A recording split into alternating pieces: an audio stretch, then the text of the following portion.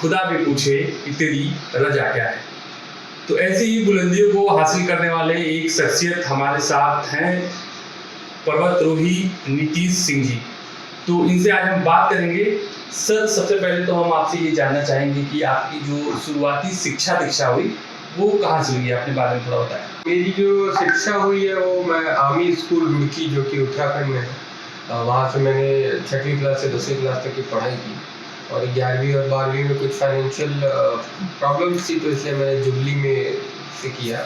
और जो मेरा ग्रेजुएशन हुआ है वो दिल्ली विश्वविद्यालय किरोड़ीमल कॉलेज से मैंने अपना ग्रेजुएशन किया है। पर्वत चढ़ने का ख्याल आपको कब से आया, कब दिमाग में आया कि हाँ हमको पर्वत भ्रमण करना चाहिए?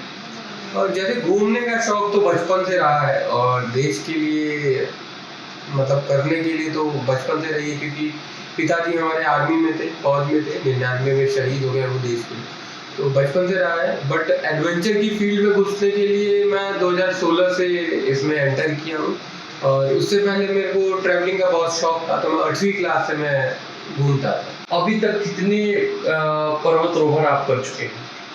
मैं 5 इंटरनेशनल पीक्स को क्लाइंब कर चुका हूँ और कई अन्य मतलब कि नेशनल पीक्स को मैंने क्लाइंब किया उत्तराखंड, हिमाचल, अरुणाचल प्रदेश और लद्दाख में। कोई ऐसा अनुभव बताइए कि जो आप पर्वतारोहण कर रहे हो और वो एक मेमोरीज बन गई हो, या ऐसा कर लगा हो कि नहीं इसके बाद तो अब जीवन बचेगा ही, कोई ऐसी मेमोरीज हो तो आप शेयर करें। बहुत बार ऐसा हुआ, क्योंकि पर्वतारोहण बहुत ही डिफिकल्ट वाला काम है, कई बार जान को भी रिस्क रहता है।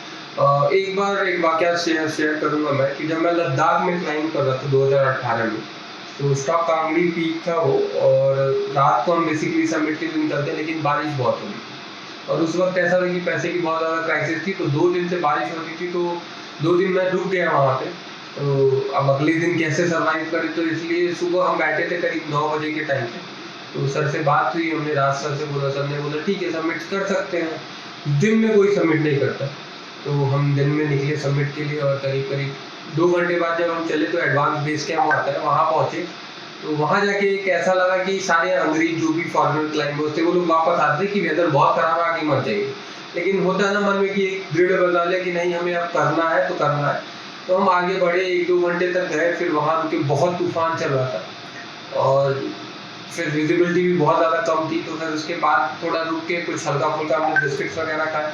फिर वहाँ से हम आगे निकले और करीब 3 घंटे चलने के बाद एक ऐसा पॉइंट आता है, रिज होता है, जहाँ पे दोनों साइड से खाई है और पत्थर पे हम चल रहे हैं और एक पॉइंट में मेरे और आसर में रस्सी बंधी थी, सिर्फ हम 2 ही क्लाइंबर थे और मेरा पैर फिसलता और मैं खाई की तरह। लक्ष्य जब दिख गया ना मुझे कि नहीं मेरा लक्ष्य ये है, तो आपके सामने कितनी भी बुरी परिस्थिति आ जाए, कितनी भी परेशानी आ जाए, हमेशा आप डट के सामना करो उसका।